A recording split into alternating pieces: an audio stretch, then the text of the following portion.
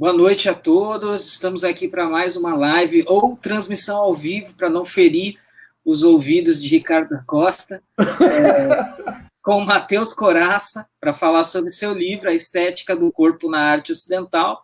E hoje, aqui, semana passada, a gente tinha a presença do Ricardo da Costa, e hoje a gente tem uma outra presença ilustre, que é do Rogério Araújo, autor da Armada também, tá? Autor de O Segredo dos 12 Profetas, História Depredada, e estamos aqui ali nas mãos do Márcio sendo mostrados.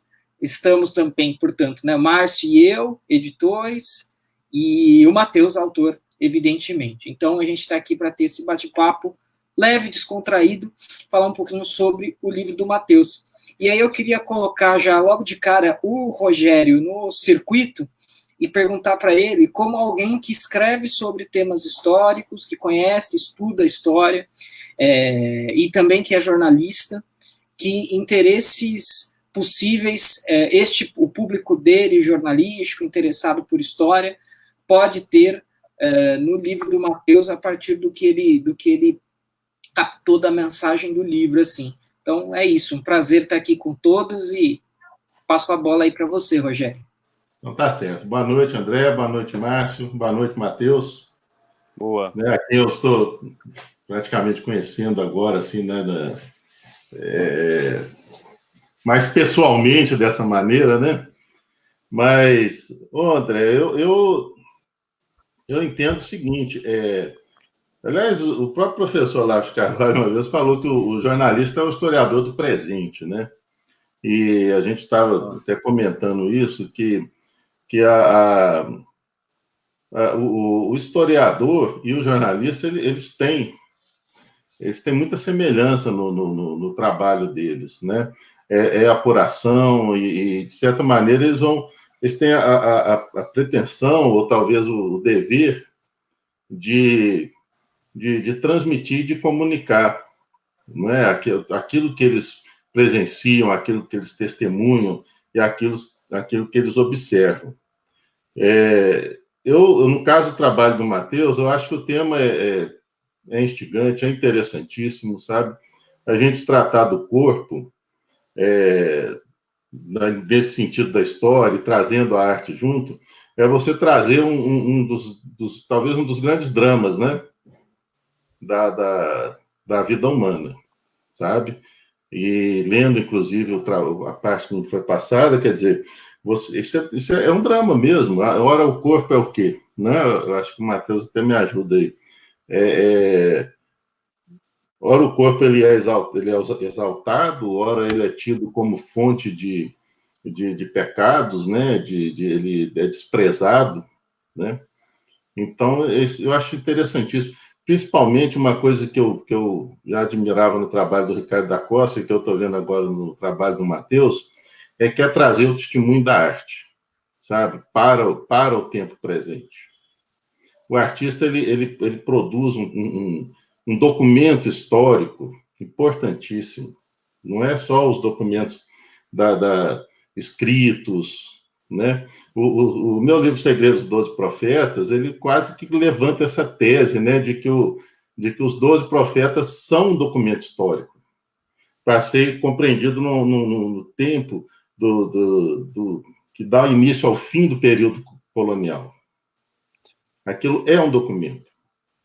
Então, eu achei interessantíssimo, acho que o público que tiver contato com o trabalho do Matheus vai perceber um pouco disso que eu estou falando e mais ainda, sabe? Eu não sei se eu fui muito preciso, mas a gente vai ter mais tempo para falar sobre isso, sabe? Fiquei encantado de conhecer, e o público também vai ficar encantado de conhecer o trabalho do artista catalão. Eu até fico com medo de falar o nome errado, porque eu pesquisei por causa do seu livro, que é Bernard Martorell, não é isso? Né? Do gótico tardio, acho que para quem conhece de arte, mais ou menos contemporâneo do Giotto, né? Pouquinho depois do Giotto. Depois, né? Mas na Catalunha, né? Na Península Ibérica. Então, é encantador, o trabalho dele é de uma pureza, é belíssimo, né? E também o Caravaggio, né? já bastante conhecido, né? E que é abordado na obra. Vamos nos voltar para essas coisas, sabe? Nós estamos precisando disso, sabe? Muito, mas muito mesmo. Era o ponto Então, que eu achava. eu acho que você fala assim, mas pô, a nossa realidade. Aliás, o Ricardo da Costa fala disso, né? Pô, só se fala de política, de política, de política. Realmente, tudo isso que está aí vai se modificar, vai passar importante, a gente tem que estar atento a isso, mas a gente tem que mergulhar nessas coisas, sabe? Tem que trazer isso. Nós estamos precisando muito disso, sabe? De trabalhos como o do Matheus, sabe? Isso aí eu não tenho dúvida nenhuma. Nós precisamos, no íntimo da nossa casa, do nosso ambiente, começar a trazer essas coisas, não perder isso. Seu trabalho, Matheus, é muito importante, sabe? E ainda que você não tenha tanta repercussão, né? Porque nós estamos vivendo um mundo meio caótico em termos de arte e de cultura, né? Então a gente não pode ter muitas expectativas em relação a isso, né? Mas eu tenho certeza que aquele que buscar no seu livro isso aqui, tudo que eu falei, vai encontrar, viu? Não tenha dúvida disso. Acho que não sei se eu me alonguei muito aí, sabe? Perfeito. Ô, Rogério, eu te agradeço. Você ia comentar alguma coisa, André? Eu posso não, ia justamente passar para você aí. Manda bala. Não, agradeço muito a sua participação, a sua leitura atenta aí ao que eu passei para vocês do resumo do livro. De fato, eu acho que os nossos ofícios de historiador, de jornalista, eles têm essa proximidade, essa capacidade de lidar, né, com a fonte primária, com o acontecimento, seja ele no presente ou no passado. E você toca num ponto que me é caro, que é a ideia do objeto artístico, da obra de arte, como uma fonte histórica, né? Eu estava até relendo um livro nesse período de quarentena agora, do historiador inglês, o Peter Burke, e aí ele, num livro chamado Temucular, em que ele discorre justamente sobre o benefício do historiador usar a obra de arte, as imagens de maneira geral, como uma fonte de análise, ao mesmo tempo que ele coloca os perigos disso, né, as dificuldades, os problemas gerados, mas a riqueza que isso traz. E eu acho que na semana passada, né? O Ricardo teve com a gente. Sim. Um complemento, né? Que não pode ser negligenciado, desprezado, né? Exato. A nossa cultura ocidental, ela foi principalmente a parte do iluminismo, uma cultura do livro e da escrita, né? E a imagem, por mais que ela fosse importante e necessária, mas ela foi sendo colocada a segundo plano, como aquela função meramente de ilustrar, e não de apontar um determinado tema. E aí você até mencionou o Ricardo, né, como uma influência para nós. O meu trabalho com ele já há muitos anos sempre passou por essa linha de entender a cultura de um povo, a cultura de uma civilização, como a essência mesma das pessoas, né? E a arte está ali inserida, mais importante do que a política, mais importante do que a economia. É evidente que ela não tem, talvez, impactos tão imediatos quanto esses outros domínios, mas é a parte mais profunda e essencial de qualquer cultura, de qualquer civilização, né? Então, caminhar por esse lado da cultura, pelo lado que a arte influencia, como que ela se faz presente, e a entender, por exemplo, que, como eu faço aí no livro, que a representação do corpo, ela vai mudando, ela vai ganhando contornos diferentes, ela inclusive representa uma visão religiosa e filosófica que é corrente naquele momento, que vai se prolongar nos séculos seguintes, né? Eu acho que foi nessa linha que eu tentei seguir, e aí até conversava com o Márcio hoje mais cedo, né? As minhas influências. Um dos historiadores que foi muito importante na minha formação foi o Fernand Braudel, que justamente descrever a teoria da longa duração histórica, né? Então, de como que questões relativas ao pensamento, à cultura e principalmente à arte se prolongam ao longo de séculos. Elas não ficam restritas a um determinado governo, a um determinado período, a uma determinada crise, mas elas começam no século XV, por exemplo, se estendem para o XVI, XVII, XVIII e assim sucessivamente. Então, foi justamente um trabalho de história da arte para entender o motivo do corpo, entender o corpo como um tema artístico importante, relevante, mas, ao mesmo tempo, uma pesquisa histórica para entender a evolução da noção do corpo ao longo do tempo e ao longo, né, dos movimentos artísticos. Então, a minha ideia foi seguir mais ou menos nessa linha. Sim, perfeito. Bom, vocês me dão licença um minutinho. Vocês repararam que tanto o Rogério quanto o Matheus acabaram de falar em formação da imaginação moral. É um termo que me encanta, né? Há muito tempo. A formação moral das pessoas ali de determinado lugar, determinada época, com determinadas informações e sem exatamente, falando da Idade Média, né, sem saber exatamente ler e escrever. Então aquilo ali era didático, né? As imagens eram didáticas, então elas tinham que ter bastante significado, vamos dizer, emocional, né? O sujeito se identificar com aquilo ou perceber algum tipo de verdade naquilo. Não só verdade, vamos dizer, bíblica mas eu estou falando de verdade de vida mesmo. Do que existencial, faziam, né? É a verdade essencial da vida. É isso. Mas continue, André, você ia falar. Não, perfeito.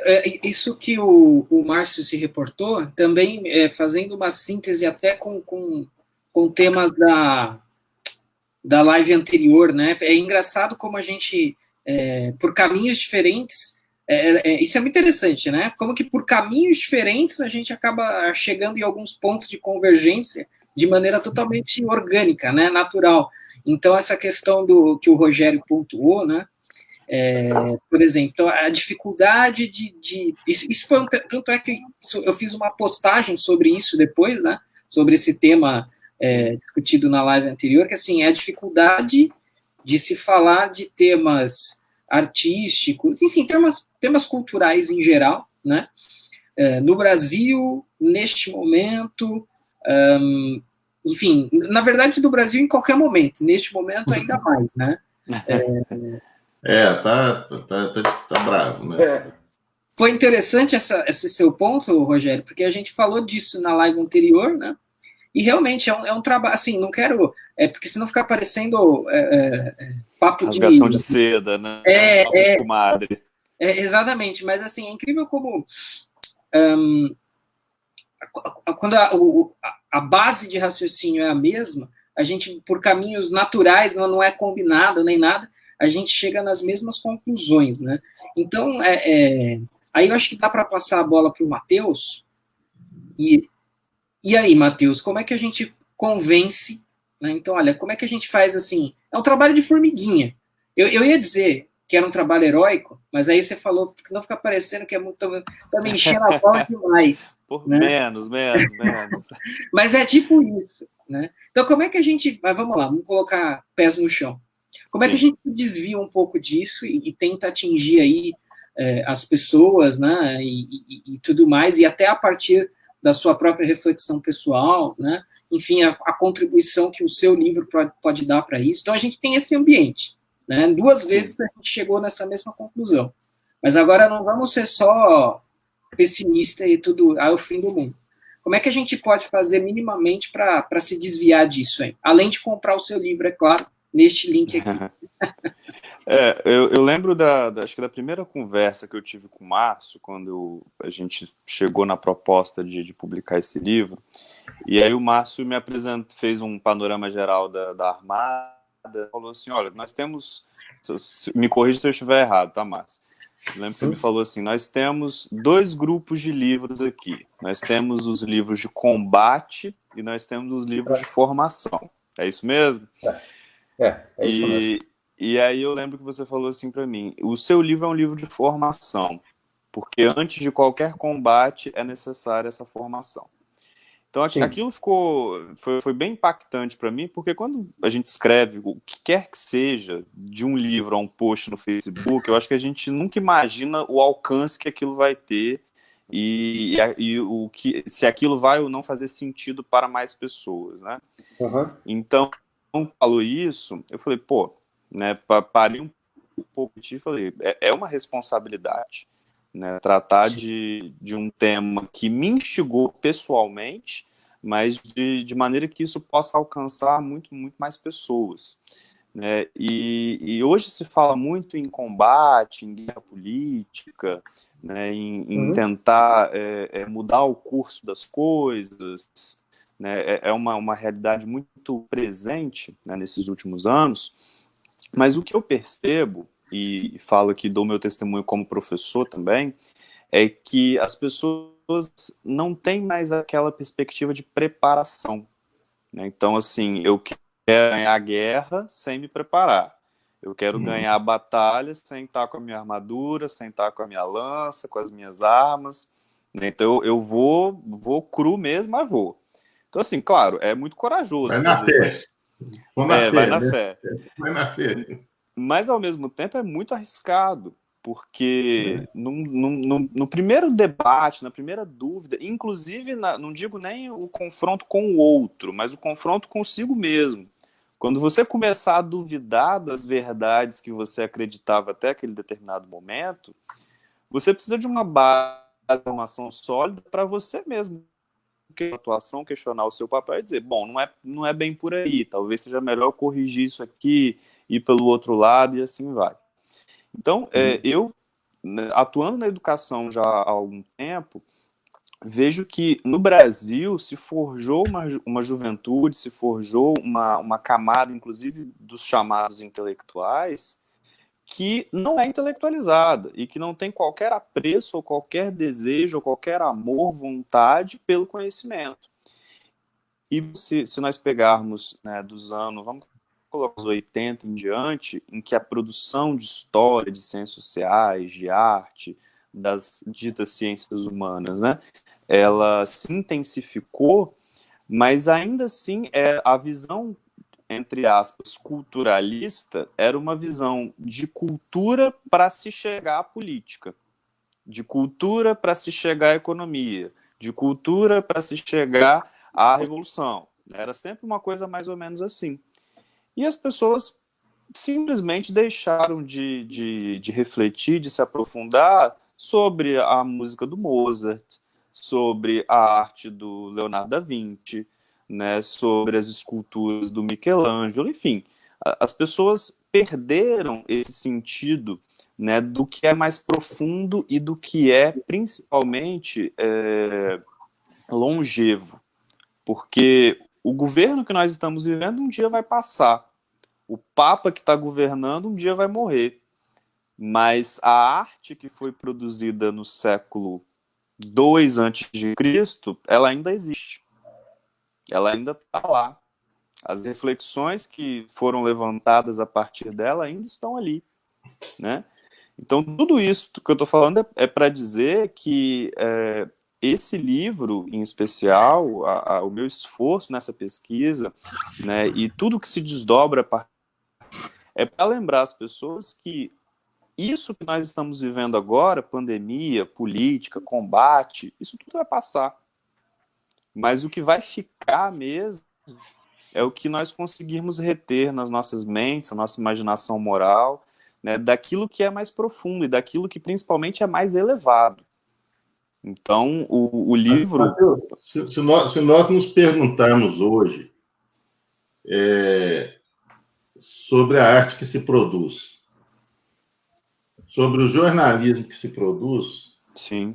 Né, é depressivo. A gente vai começar a entrar numa depressão terrível, cara. Exato. Mas ué. Então, o que aconteceu? né? Quer dizer, vamos falar de uma coisa que é do nosso cotidiano, que é o jornalismo, né?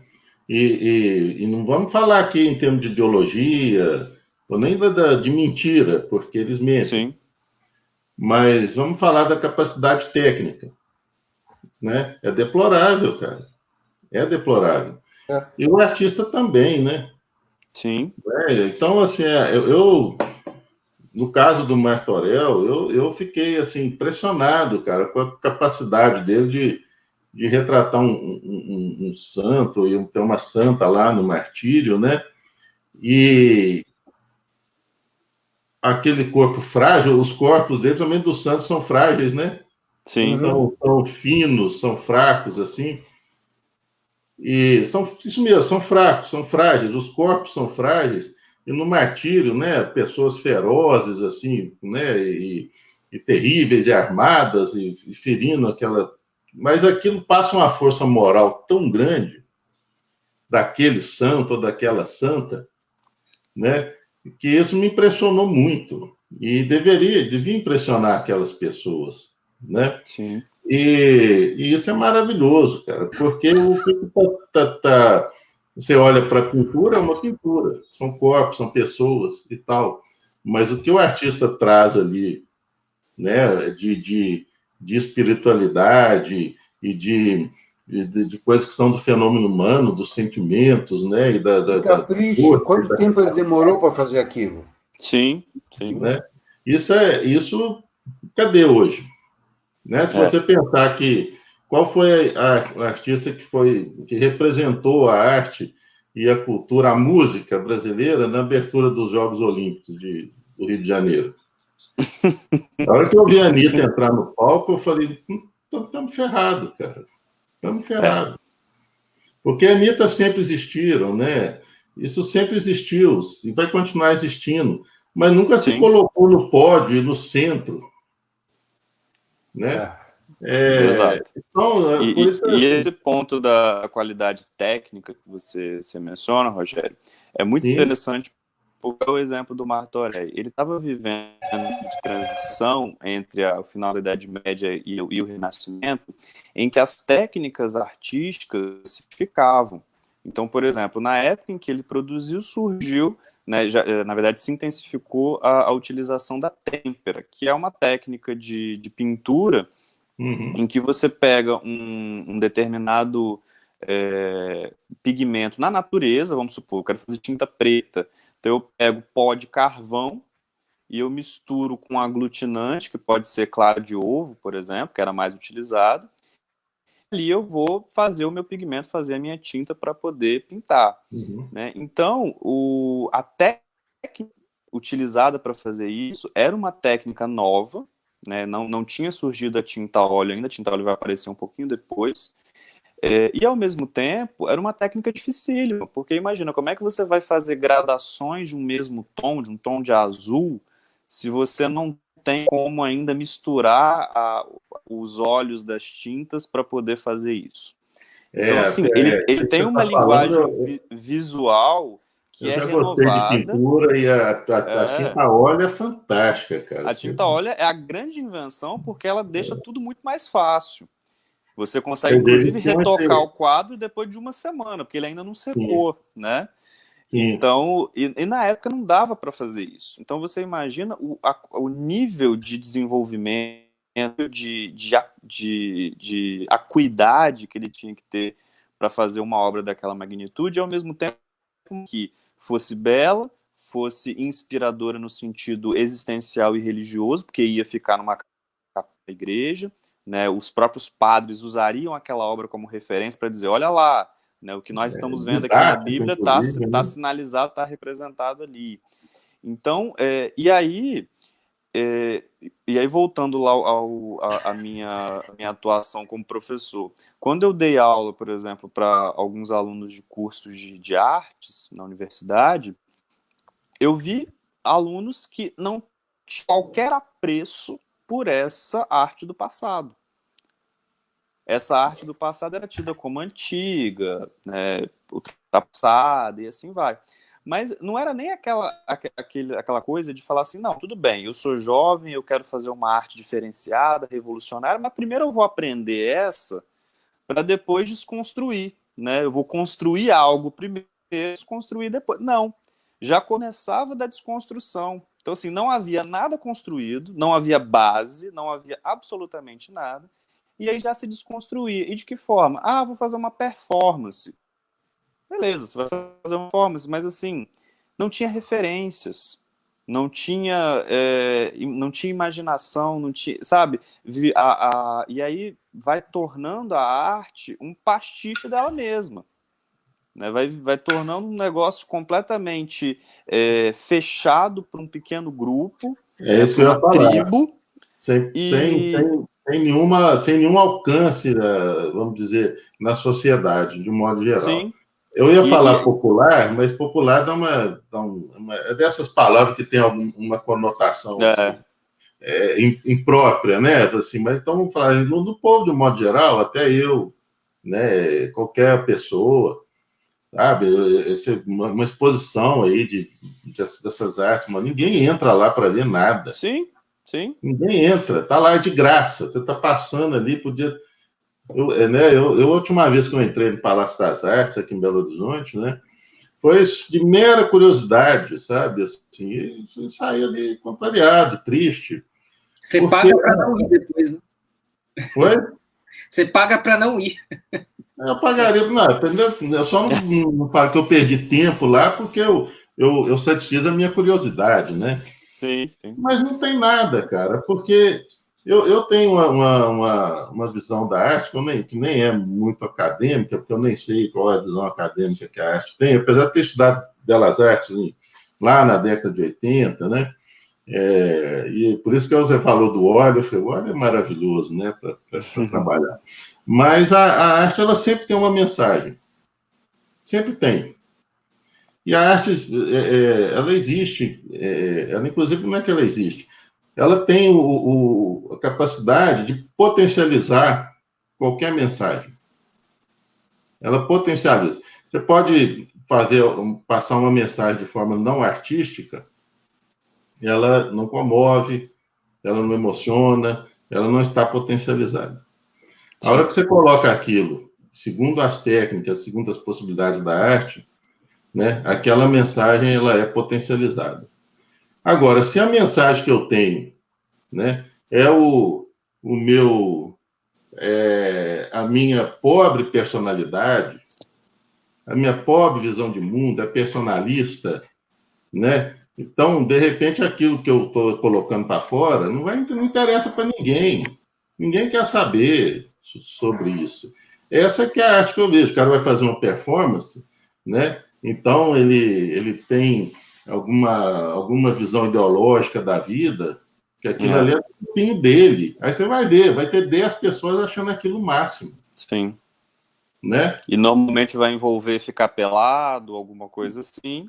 10 pessoas vão entender aquilo e achar aquilo o máximo. Outras pessoas aquilo não faz o menor sentido. Agora, eu costumo dar o meu conceito de que a arte ela tem dois polos. Um é um polo contemplativo, em que o artista, a presença dele ali, da personalidade dele é zero, não existe. Mas é um polo. No outro polo, né, ele é 100%. Não sei se eu estou sabendo me explicar bem. Nunca é as duas coisas. Mas quando a arte é mais contemplativa, esse é o nome que eu dou, quando ela quer transmitir de forma respeitosa, né, aquele tema que o artista está tratando, ele inclusive ele se esforça por se colocar menos naquela obra, né? Ele é, vamos dizer, quase que um intermediário, né? Mas um intermediário que tem filtro e a técnica dele, quer dizer, vai pintar uma paisagem, vai retratar uma pessoa, vai criar uma cena de um santo, né? Se o cara começa a colocar muito das porra louquice dele, né? Ninguém vai entender, vai ficar aquilo ali. Então, mas se ele é mais respeitoso, né? E quando eu falo contemplativo é isso, né? De saber que aquilo ali é uma obra que tem que fazer sentido para as outras pessoas, né? E isso está valendo para tudo, cara. Isso está valendo para a história, está valendo para jornalismo, está valendo para a arte. Né? É a ideia de fazer uma obra atemporal, né? De que você... A pessoa nem precisa se preocupar com isso, Matheus. Basta que ela se preocupe em ser franca, em ser sincera, né? E em saber que o mundo precisa ou está interessado, ou a sociedade, né? Que ele não crie só para si mesmo, com o grupinho dele. Você tem que... Sabe, tá um saco isso, bicho. Tão porre. Pegando o exemplo do Ninguém mais livro... respeita aquele interlocutor, Sim. aquele a quem uma obra de arte vai se destinar. Sabe? Aquela pessoa tem que estar submissa a uma pretensa criatividade com o artista. Pegando um gancho do que você falou agora, no seu livro do Segredo dos 12 Profetas, sim. E aí a temática dos profetas, né? Há um tempo atrás dei aula sobre o Aleijadinho na universidade. Maravilha. E aí, olha que curioso, né? A gente se esmera na produção de uma aula para assim, mostrar a grandiosidade da arte que ele produziu, né? E com todas as dificuldades existenciais, pela doença, pela condição social, enfim, toda essa questão. E aí eu lembro eu usei um texto, e o texto dizia que o Aleijadinho citava bem en passant, que era filho de um português com uma escrava, né, e portanto era um mulato. Sim. E aí um aluno falou: professor, mas esse texto é correto, né, porque evoca a questão da mula, né, do escravo, o descendente sendo tratado de forma animalesca, não sei o que lá. Então, esse comentário chamou minha atenção pelo seguinte: ignorou-se toda a produção artística do Aleijadinho, que foi, no século XVIII, o cara que, uma das grandes referências da arte cristã, da arte católica ocidental no mundo, não só no Brasil, ele é reconhecido no mundo, e ignorou-se tudo isso para uma extremamente superficial, que é a cor da pele, ou a condição étnica, que seja, do Aleijadinho. Então, assim... mas o esquerdismo faz isso, né, cara? A que ponto... Categoriza pessoas, assim, né? Assim, perdeu-se completamente a essência e a oportunidade, inclusive, de analisar a profundidade dessa obra, como você faz, cada profeta, a história individual de cada um, né, as referências que a representação deles muitas vezes ganha naquela sociedade local. Enfim, todas essas referências artísticas, históricas, intelectuais, biográficas, tudo isso, né, é menos importante do que o fato do Aleijadinho ser ou não ser mulato. Então, assim, é uma coisa horrorosa, é uma coisa absurda. E aí você oblitera, você eclipsa a profundidade da arte, o poder da arte, com esse tipo de discussão, que é exatamente o que eu tento não fazer. Ao pegar aquelas obras e tentar, né, destrinchar um pouco melhor, eu até tenho que ter o cuidado de pensar o seguinte: posso fazer com que o meu texto deponha contra a obra. O texto tem que ajudar a melhorar a interpretação da obra e elevar ainda mais, se é que isso é possível. Mas é exatamente isso que eu falei, porque o historiador hoje... Vai lá, Márcio. Aqui tem uma coisa que o André vai se lembrar. Isso aqui é um daqueles truques, tá? Nesse livro aqui do... Schopenhauer, que o Olavo concluiu. O que o Olavo fez aqui foi outro livro dentro, né?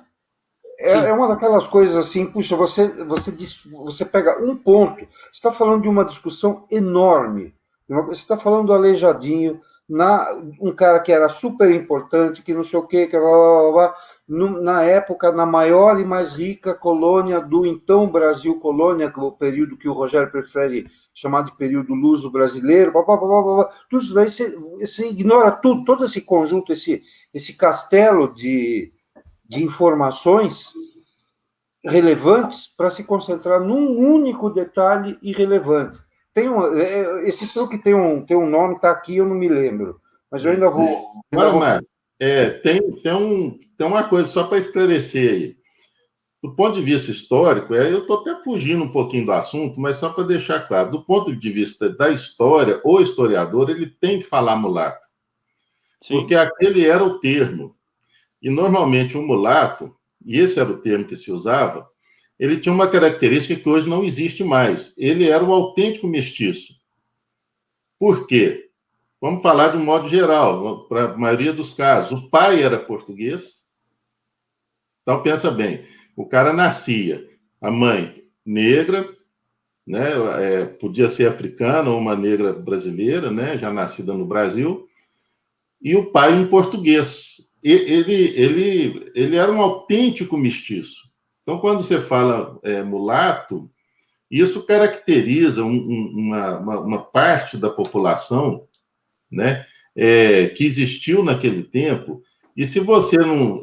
Tem um historiador acadêmico da USP e tal, ele só usa o termo negro nos livros, que escreveu sobre Inconfidência Mineira. Então, lá nos Autos de Devassos está lá um professor mulato de música.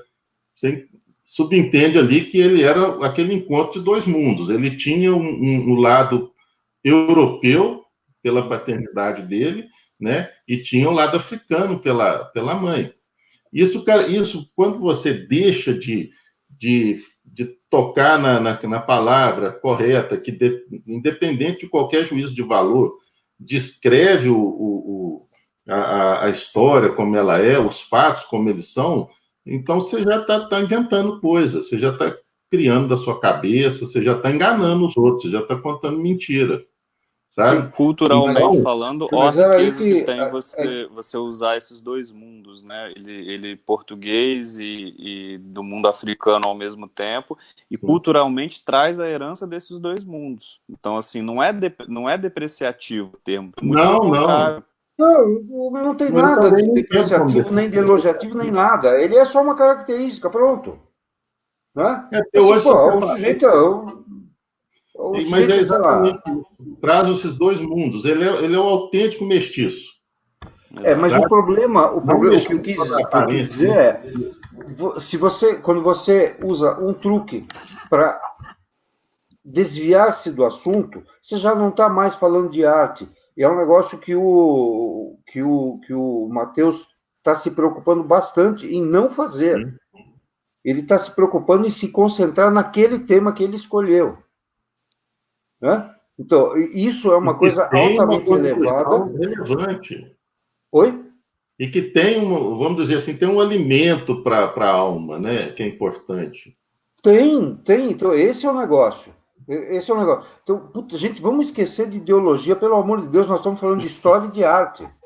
Isso daí é a tal da política identitária que vigora tão fortemente na cultura e nos meios acadêmicos. Eu estava assistindo um debate há um tempo atrás, que o tema do debate era assim, não era exatamente isso, mas era tipo, existe esse negócio de política identitária? Aí tinha duas pessoas debatendo contra essa pergunta e duas debatendo a favor. Aí, uma das que estava debatendo contra, não, esse negócio de política identitária, isso daí é só uma maneira desses reacionários aí jogarem a nossa luta, a luta das minorias fora. Mas aí essa pessoa que foi abrir a palestra sobre esse assunto, ela falou assim, olha, veja, ela estava do lado de quem estava dizendo que política identitária, na verdade não existe uma política identitária. Ela disse assim, olha, antes de mais nada eu queria começar dizendo que eu sou uma mulher, que eu sou privilegiada, porque ela era branca e jornalista, mulher privilegiada e deficiente. Ela tinha lá alguma deficiência física mínima. Então, peraí, a pessoa que está falando que não existe política identitária, a primeira afirmação dela é falar que ela é mulher, isso, ou seja, fazer afirmações de identidade grupal, né? Mas você viu como é isso? Começando com isso, ela já começou a se desviar do assunto do negócio. Ou seja, era esse mesmo o assunto do negócio. Sim. Mas não vamos fazer isso aqui agora. Vamos seguir no livro do Matheus. Posso fazer uma perguntinha? Márcio, antes de você fazer a pergunta, é só para concluir isso. O André tocou nesse ponto, o acréscimo que eu vou fazer, o acréscimo principal, que vai na forma de um epílogo, é justamente a partir da reflexão de que o corpo hoje, ele assumiu uma função central na sociedade, mas nessa superficialidade. Então, em relação à cor da pele, em relação à sexualidade, em relação a essas questões que são mais superficiais. Né? E aí, como voltar, então, a essa abordagem, a essa análise do corpo que esses artistas que estou estudando fizeram, de uma maneira mais profunda, de uma maneira que atinja mesmo o âmago, né, íntimo da alma da pessoa e eleve, né, conclusões e reflexões que estão para além da superficialidade. Então, esse é o mote que vai concluir, arrematar o livro. Ô, Matheus, eu vou falar uma coisa que está me ocorrendo aqui, e de repente isso até não ajuda muito na discussão, ou ajuda bastante. É uma coisa que eu estava pensando hoje, somente esse assunto sobre o corpo. Se você olhar no passado, inclusive nas artes, em tudo, né?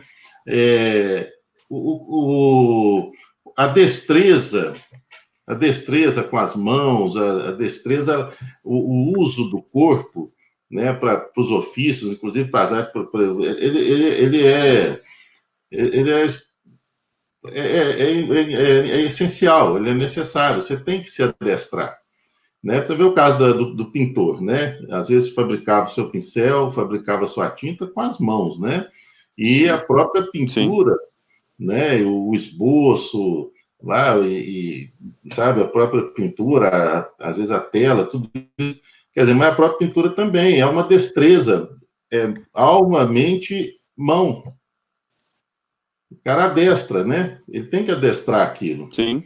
Né? E é claro que quando, por exemplo, a pintura ela cumpria uma função que a fotografia cumpre hoje.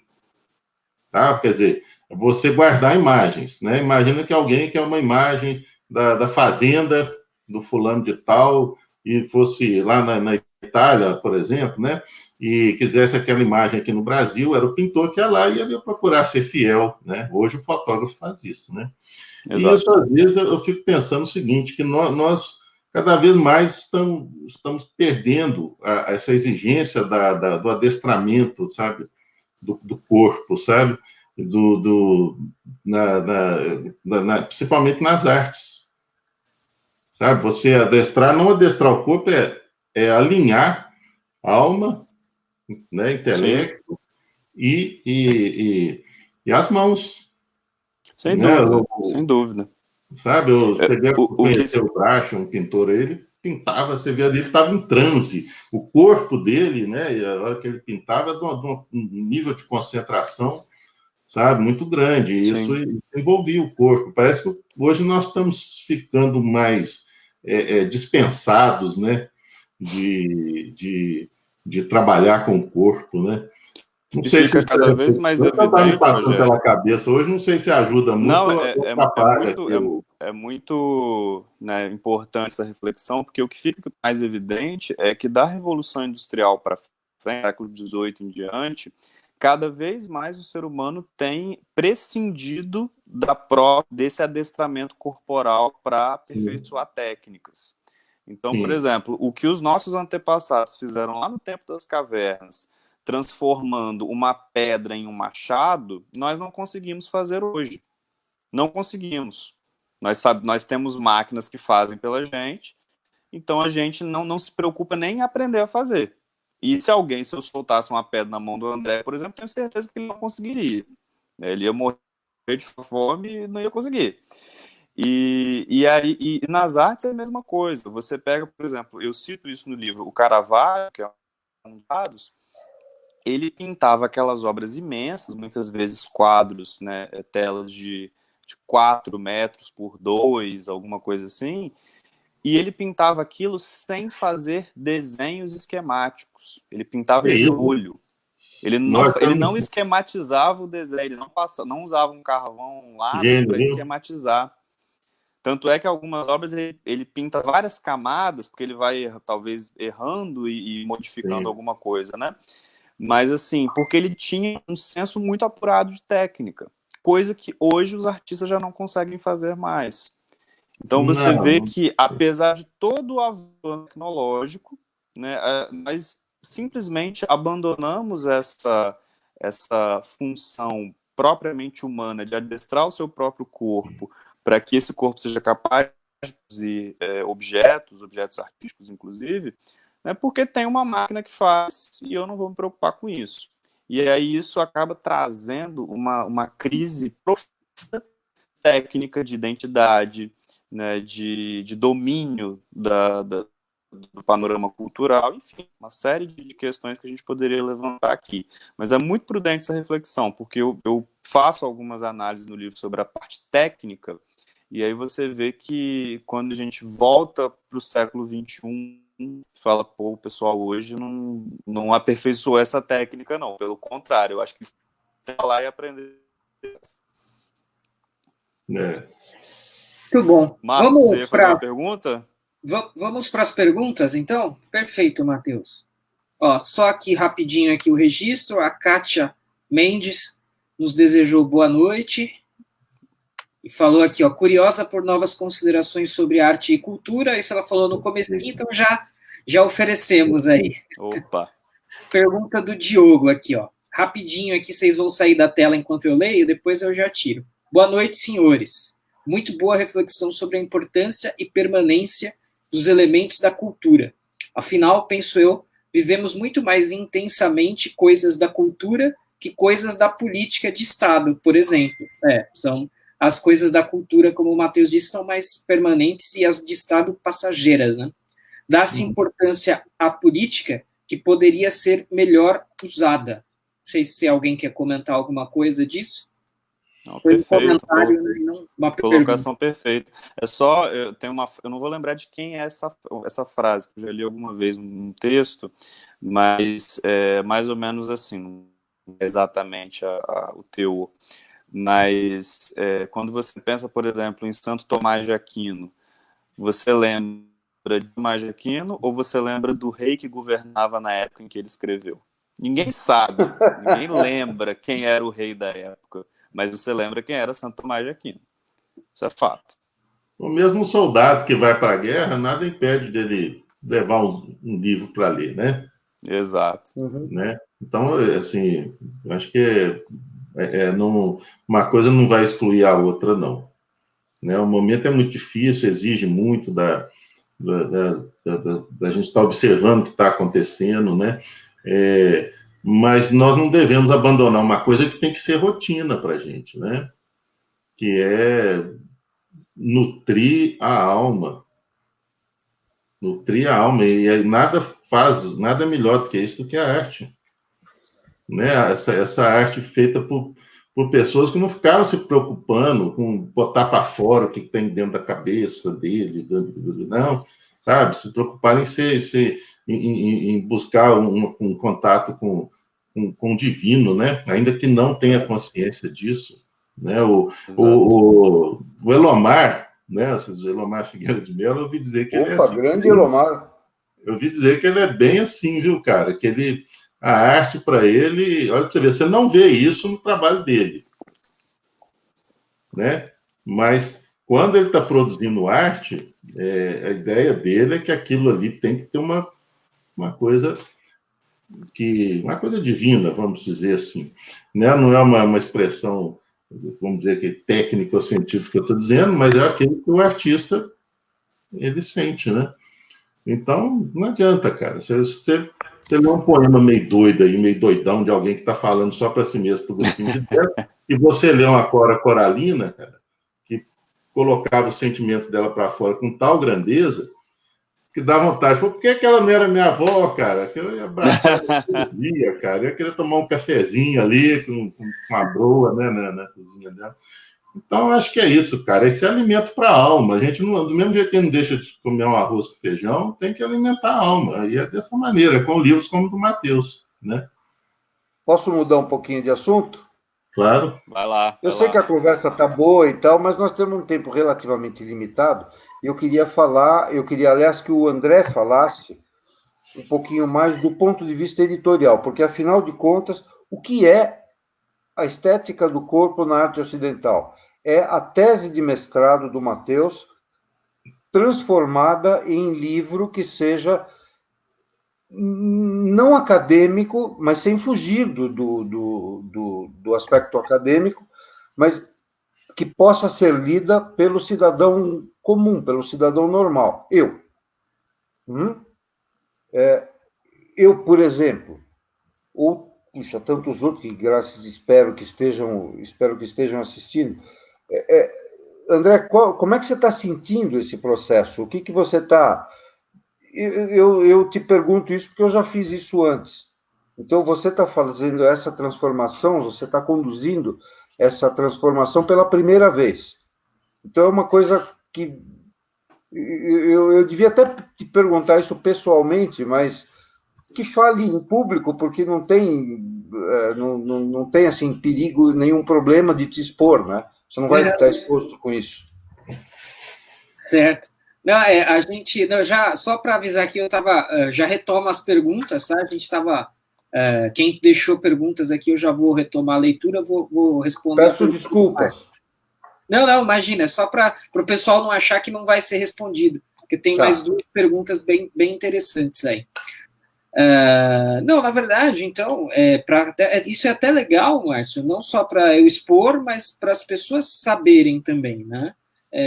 Ninguém tem obrigação de saber uma série de coisas, eu sempre tenho muito isso na minha cabeça, né? Tem coisas que sim, mas tem uma série de outras, tantas milhares de coisas que as pessoas não têm obrigação de saber. Então, o eventual leitor interessado, né, tematicamente interessado, num livro como o do Matheus, ele vai comprar o livro, vai ler e espera compreendê-lo e absorver ali o máximo possível de conhecimento e de formação e tudo mais.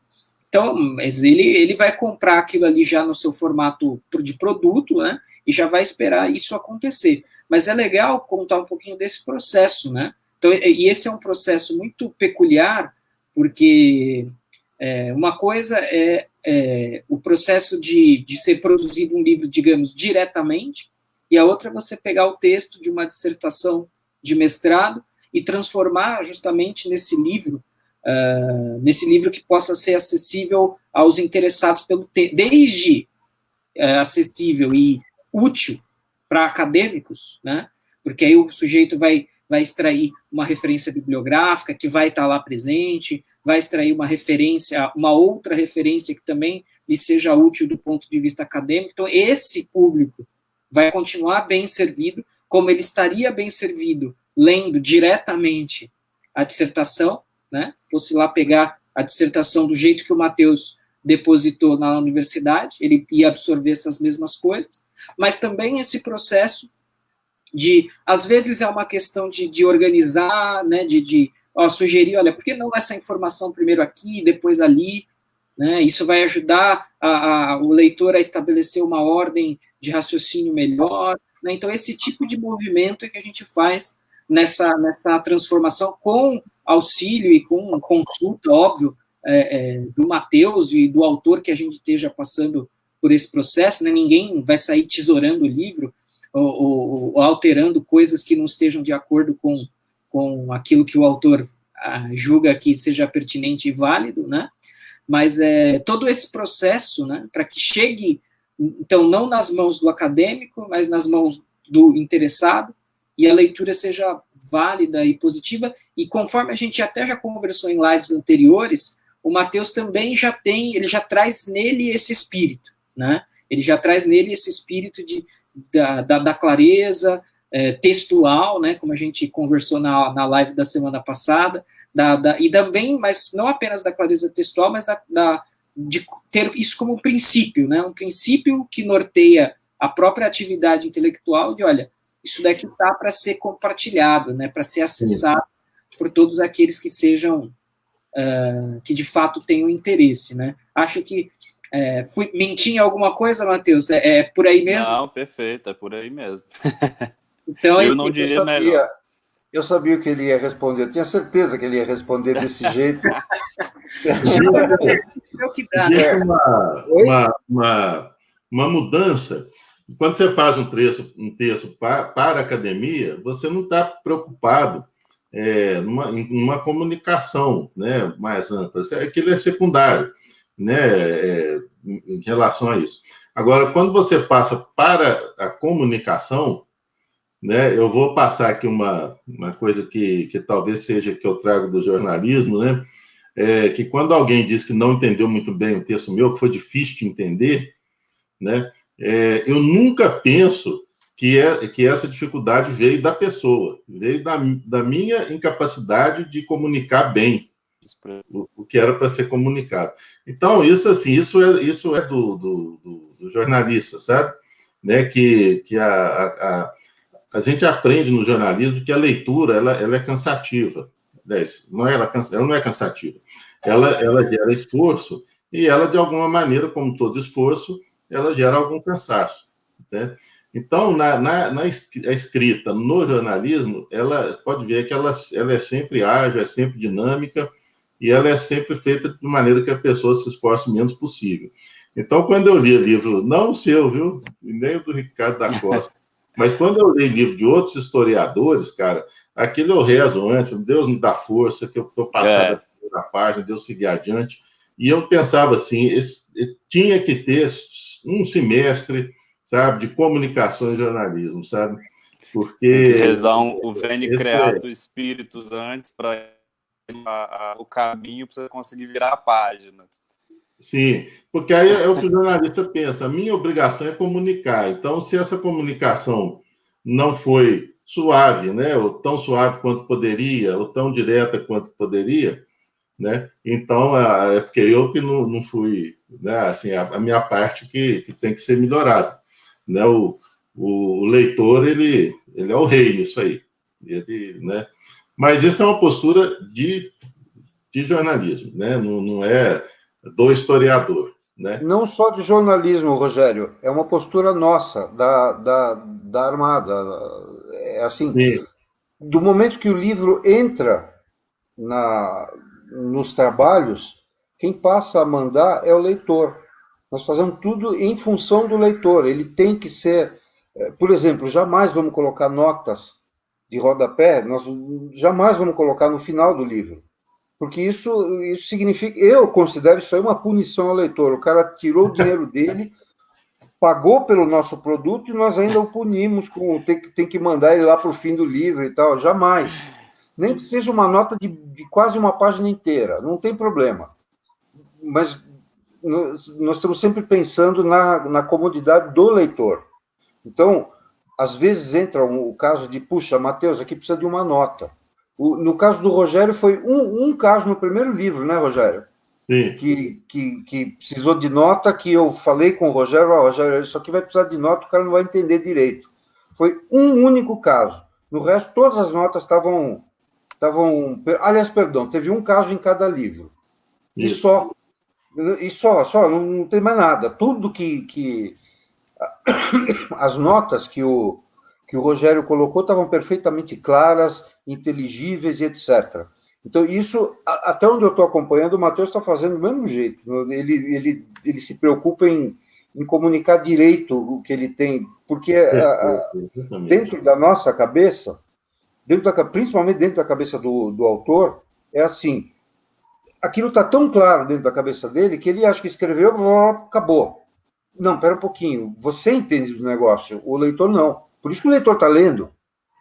Por isso que é importante o fato de ser um professor também, né? Sim. Isso ajuda bastante. Tem que comunicar, às vezes, coisas complexas, né? E saber comunicar, e se o aluno, de repente, a classe não estiver correspondendo, o que ele vai pensar? Não, eu tenho que, né, melhorar isso aqui. Então, exatamente. Né? Então, já ajuda muito nisso aí. Tanto o Matheus quanto você, Rogério, vocês escrevem muito bem. Então, isso facilita bastante o nosso trabalho, o trabalho do André e meu, né? Isso facilita bastante. Eu não estou rasgando seda em cima, não estou jogando confete, não é nada disso.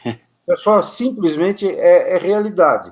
E quem já leu os livros do Rogério e quem vier a ler o livro do Matheus, vai entender que eu não estou brincando, não estou mentindo. Então, mas volta para as perguntas ali, André, que estou preocupado com responder as pessoas. Perfeito, vamos lá. Agora é um fafluzinho aqui com o Matheus, é tranquilo. Opa. Agora, a pergunta do Diogo, efetivamente. Gostaria de saber se e em qual grau as noções de beleza na arte mudaram do medievo para a Renascença, e isso guardando a fragilidade dessas marcações temporais. Isso é uma pergunta meio capciosa e meio, tipo, grande, né, Matheus? Então, sim. Eu vou tentar resumir aqui isso. O que é mais possível. O Diogo, uma pergunta muito, muito interessante, e é legal que ele coloca, né, a fragilidade das marcações temporais, porque, de fato, são marcações extremamente frágeis. As pessoas do medievo não se entendiam como medievais, assim como as pessoas da Renascença não sabiam que estavam na Renascença. Isso é óbvio. Tanto é que você vai ver textos medievais se referem como modernos, né, e em comparação com os antigos. Então, são marcações bem curiosas. Mas o fato há continuidades na noção de beleza da antiguidade para o medievo e do medievo para a Renascença, mas há também rupturas. Dentre as rupturas, o que a gente pode perceber é o seguinte: quando há a passagem da Idade Média para o Renascimento, tem-se um afã de voltar à antiguidade e fazer com que as representações artísticas se tornem cada vez mais realistas ou naturalistas. A ideia de representar a natureza, representar o mundo com mais fidedignidade. Que o medieval não tinha tanta preocupação. Como para o medieval o que fazia sentido era a essência, então não era o representar um santo, por exemplo. Eu não estou preocupado em representar aquele santo enquanto um ser humano que existiu, mas eu estou preocupado em representar a virtude que ele carrega, né? Então, uma representação muito mais simbólica do que efetiva, né? Mas, então, eu acho que essa é a mudança crucial quando a gente pensa na representação dos temas, dos motivos e nas técnicas utilizadas. E na perspectiva filosófica, falando da estética propriamente dita, o que é muito interessante é um fio condutor que perpassa desde a antiguidade e vai chegar quase até lá no neoclassicismo, no século XVIII, que é a ideia da beleza objetiva, ou seja, você tem a noção de beleza que está no objeto, que não está na cabeça do observador, no olhar do observador. Hoje, por exemplo, nós temos uma noção de belo que é relativa, né? Então, assim, talvez o André possa ser bonito para mim, mas não seja para o Márcio, né? Ou talvez o Rogério seja feio para o Márcio e não seja para mim. Então, está na nossa cabeça. É tudo feio. Na época, isso não existia. Na época, as noções de beleza estão no objeto. Então, se o objeto ele tem determinada luminosidade, se ele tem uma forma específica, se ele atende àqueles requisitos, ele tanto mais belo vai ser, quanto mais ele atender a esses pré-requisitos. Então, essa é a noção de beleza objetiva, né? Que, inclusive, o Santo Tomás de Aquino vai retomar na Idade Média quando ele fala da claridade, a claritas, né? Então, são todos os critérios envolvidos aí nessa noção de beleza. E uma questão que eu gosto muito, que também vai perpassar esse período todo, é a noção grega de kalokagathia, que é uma palavra estranha para dizer, não dá para traduzir, mas para dizer que o belo ele sempre estava ligado ao bom, né? Então, a noção de que ética e estética estão intimamente ligadas, né? E isso vai estar presente tanto na Idade Média quanto no Renascimento. Muito bom. Isso daí Próxima pergunta. Olha, que resposta, Matheus. Bacana. Tentei resumir. Tivemos uma belíssima explanação aqui, viu? Oi?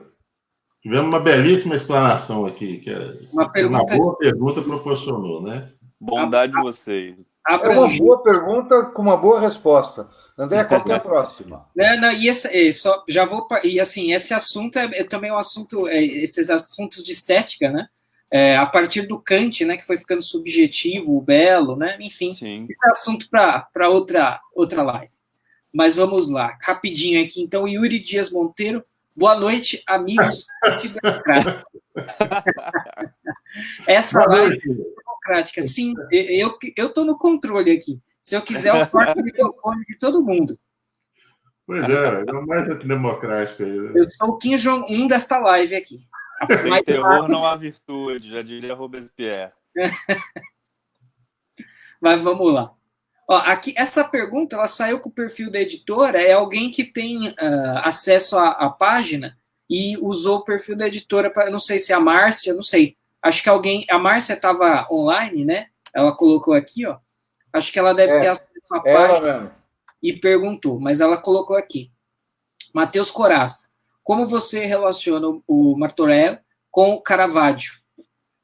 Dá uma dica. Qual é o ponto de análise? Alguma temática em particular?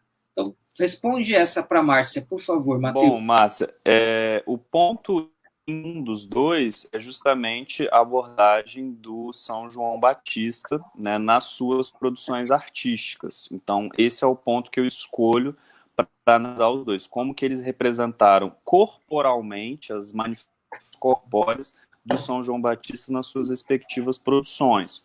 Só que à medida que nós aproximamos, fazemos uma espécie de estudo comparativo, o que dá para perceber é que há muito mais semelhanças do que a gente imagina, e que não é apenas essa do tema representado. Por exemplo, ambos enfrentaram contextos íntimos, existenciais e contextos sociais nos que viveram de muita dificuldade, né? Então, Caravaggio teve complicações com a justiça, por exemplo, né? Viveu numa época de transição muito complexa ali na Itália, e o Martorell é a mesma coisa lá na Catalunha, uma época muito conflituosa, de disputas políticas, inclusive, né? Então, e aí a aproximação que se dá é que eles forjaram o seu estofo cultural, intelectual, né, em meio a esse panorama crítico. Então, isso é um ponto que os aproxima e que eu tento, né, colocar como algo muito interessante, porque é como se todas aquelas tensões vividas no cotidiano deles fosse de alguma forma usada para aquela arte, né?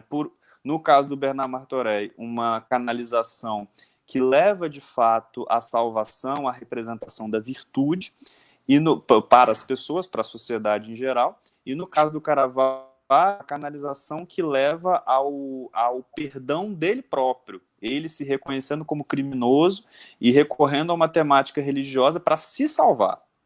Né? Então, esse ponto aí é bem interessante, essa aproximação que eu tento fazer com os dois.